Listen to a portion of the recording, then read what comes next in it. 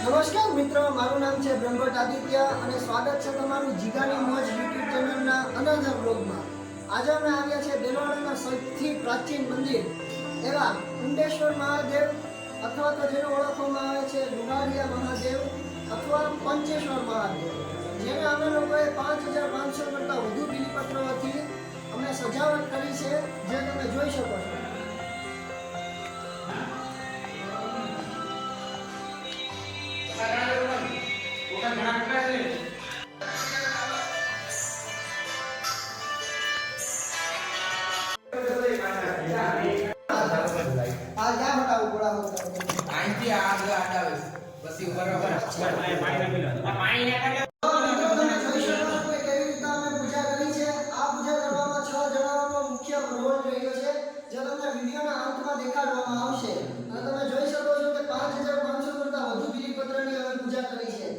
જે દેલવાડાના અતિ પ્રાચીન મંદિરમાંનું એક છે.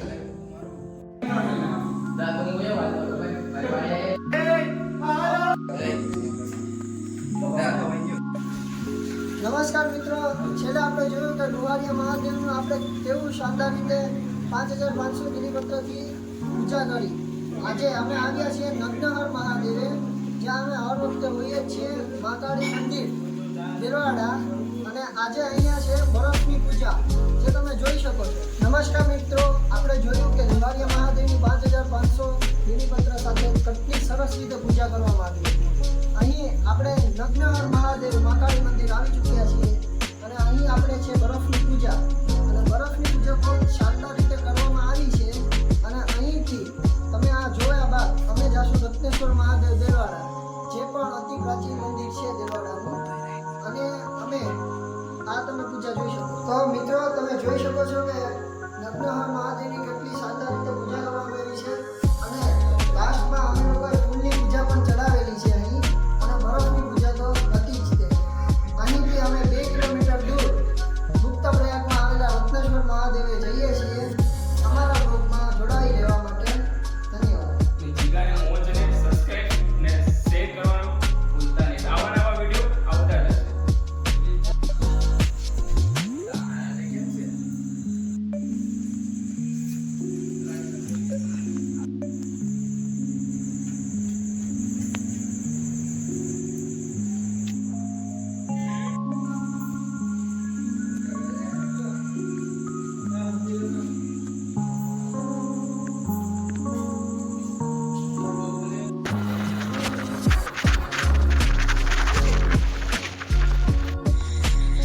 નમસ્કાર મિત્રો, અમે પહોંચી ચૂક્યા છે રત્નેશ્વર મહાદેવ, અને તમે જોઈ શકો છો કે કેટલી પબ્લિક અહીં આવી રહી છે.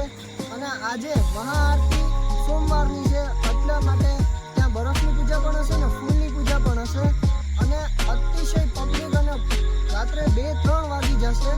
ત્યાં સુધી તમે જોડાઈ રહેજો અમારી ચેનલ માટે. અને આગળનું જિગ્નેશભાઈ બંભણિયા બોલે છે. પબ્લિક પણ તમે જોઈ શકો છો, કેટલી 4 વ્હીલ ને ગાડી પણ પડી છે.